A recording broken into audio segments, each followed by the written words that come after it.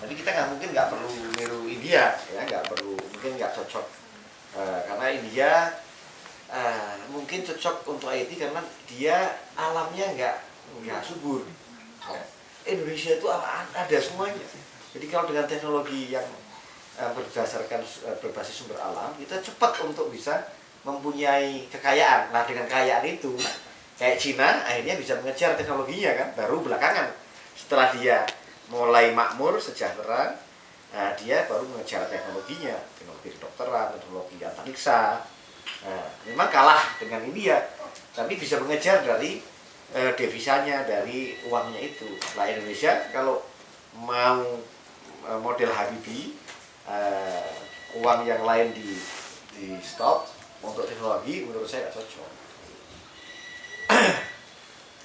Tapi jangan sampai orang Indonesia yang pintar-pintar itu tidak ada yang masuk ke teknologi atau IT itu atau teknologi tinggi. Jadi, menurut saya bukan orang pintar-pintar itu tidak nasionalis kalau masih bekerja di luar. Kayak Pak Habibie nggak bisa hidup kalau dia di Indonesia, kalau sekarang ilmunya ya nggak bisa diterapkan kan. Anak-anaknya juga akhirnya nggak jelas juga itu yang pintar-pintar itu. Satu lagi Ilham. Yang dokter juga itu Ilham. Bisnis ya. Di Indonesia Bisnis akhirnya bisnis nggak jelas itu. Paling Jerman. Ya masih bisnis aja di perusahaan. Sayang itu. Jadi itu kira-kira pendapat saya. Kalau melanjutkan diskusi ini, Mas, mungkin saya bisa pesan sedikit kalau misalnya Mas ada kesempatan atau kekuasaan atau apapun yang bisa di bawah pengaruh Mas. Bahwa pertama mungkin menurut saya itu salah satunya adalah buku. Di Indonesia itu buku susah sekali, Mas. Mahal. Terus tidak ada terjemahan, sementara bahasa Inggris di Indonesia itu susah dikembangkannya gitu. Itu salah satu yang bisa membuat India itu maju pesat dalam India itu merdekanya lebih kita duluan kan, tapi mereka lebih majunya lebih cepat dalam bidang teknologi. Salah satunya karena itu bahasa dan buku.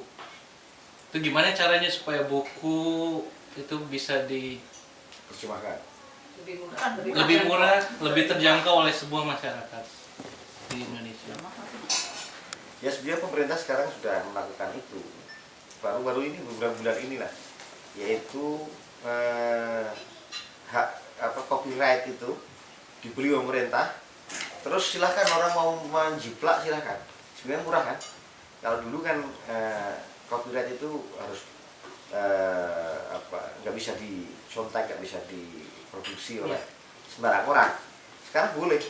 Jadi pemerintah mempersilahkan Buku pelajaran dari SMA. Oh, sampai apa? gimana dengan textbook Ya semuanya.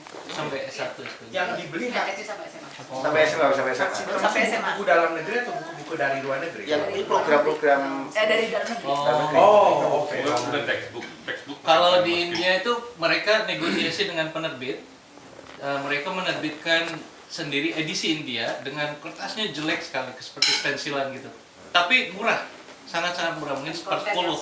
Kontennya sama, seper-20 dari harga Jadi asli. buku itu luar. Dan ini textbook ini buat S1, S2, S3. Belum textbook. Tapi- Situ aja susah banget. tapi yang Inggris berarti diterjemahkan dulu ke Indonesia gitu. Kalau itu di Taiwan dan Korea mereka begitu. Saya tahu banyak Kalau India enggak. kolega saya. Ya India kan Ya mereka bahasa Inggris kan, bahasa Inggris. Jadi tapi mereka jajahan Inggris kan. Iya, tapi mereka negosiasi dengan penerbitnya supaya murah sekali.